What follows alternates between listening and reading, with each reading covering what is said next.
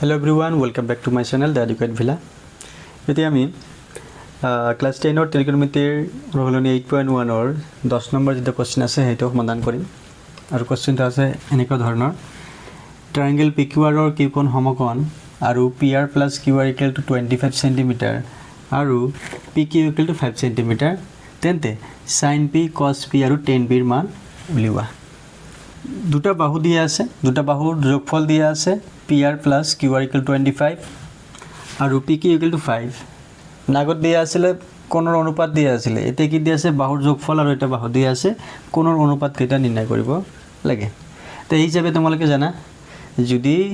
অনুপাত নিৰ্ণয় কৰিব লাগে তেনেহলে এটা সমকোণী ত্ৰিভুজ লাগিব আৰু ত্ৰিভুজটো কোৱা আছে কি PQR ত্ৰিভুজ যাৰ কিউ কোণটো সমকোণ ত্ৰিভুজটো আঁকি লৈছো আৰু PR plus QR 25 আৰু PQ আছে 5 এই PQ আছে 5 cm আৰু এই দুটা বাহুৰ যোগফল আছে কিমান 25 cm তো ফার্স্ট এইটো লিখিলাম যেহেতু কি আছিল যে PR plus QR equal to 25 cm therefore ইয়াৰ পৰা যিকোনো এটা বাহু ৰাখি দিয়া আৰু আনটো বাহু ৰাইট সাইডত লৈ লবা এতিয়া ইয়াত মই PR টো ৰাখিলো QR টো হিফালে যাব that means 25 minus কি হ'ব QR এটা নাম্বার দিয়া 1 কি পালো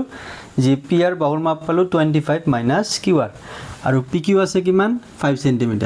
এতিয়া পাইথাগোৰাছৰ উপপাদ্য মতে আমি কি পাম এতিয়া ট্ৰায়াঙ্গল PQR ৰ পৰা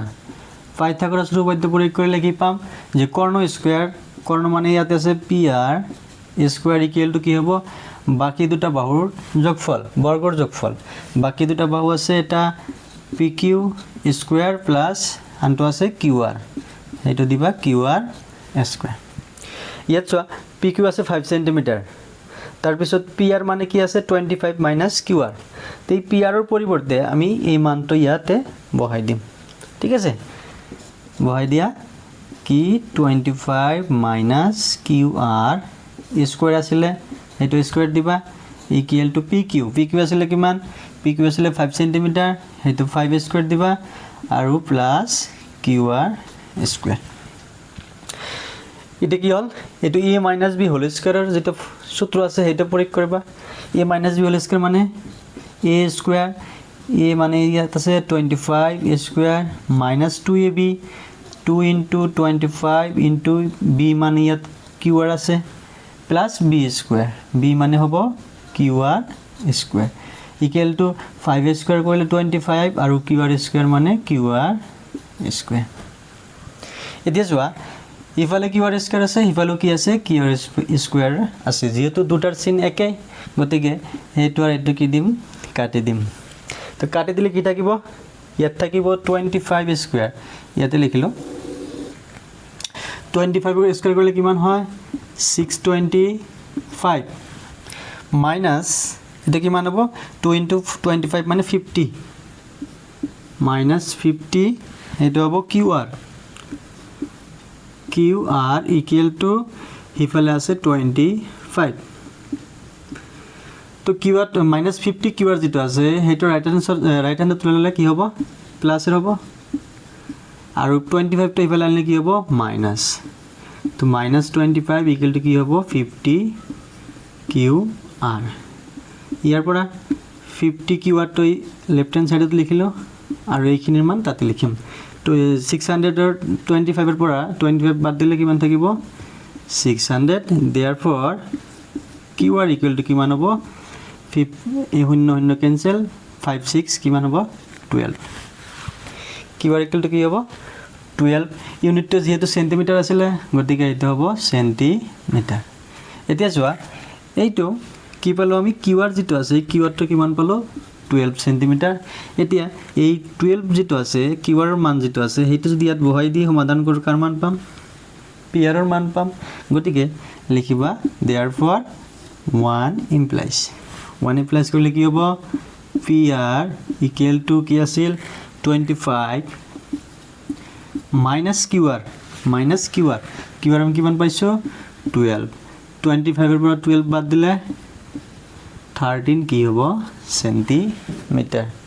গতিকে এই পিআৰ যিটো বাহু আছে সেইটো হ'ব 13 সেন্টিমিটাৰ আৰু কিউআৰ যিটো বাহু আছে সেইটো হ'ব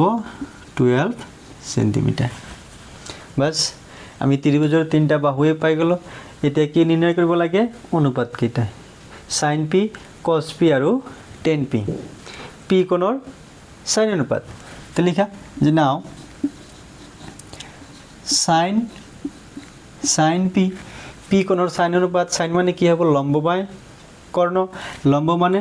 যিটো কোণ আছে তাৰ সন্মুখৰ বাহু দ্যাট মিন্স qr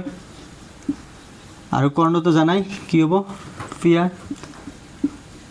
তো qr পাইছো আমি 12 আৰু pr পালো কিমান 13 তো সেন্টিমিটার লিখিবা 13 সেন্টিমিটার তো সেন্টিমিটার সেন্টিমিটার ক্যান্সেল হলে 12 বাই হ'ব 13 এইটো হল sin p ৰ মান আকৌ কি আছিল cos p p যে pq ডিভাইডেড বাই কৰ্ণ কৰ্ণ কি আছে pr pq দিয়া আছিল 5 সেন্টিমিটাৰ আৰু pr পাইছো 13 সেন্টিমিটার তো এইটো হ'ব 5 ডিভাইডেড বাই 5 বাই 13 আৰু হেকটো আছে কি 10p ইয়াত লিখা 10p p কোণৰ 10 অনুপাত 10 অনুপাতটো কি হ'ব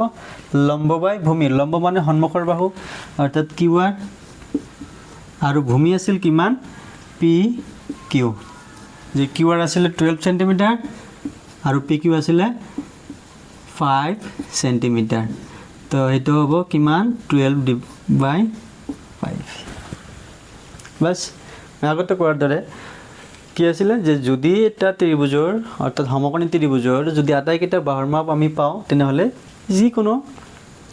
অনুপাত আমি নিৰ্ণয় কৰিব পাৰোঁ গতিকে যি দিয়া আছে তাৰ সহায়ত আগতে কি কৰিবা যে বাহুকেইটাৰ জোখ উলিয়াই লবা তাৰ পিছত কি অনুপাত আছে সেইখিনি নিৰ্ণয় কৰিবা ঠিক আছে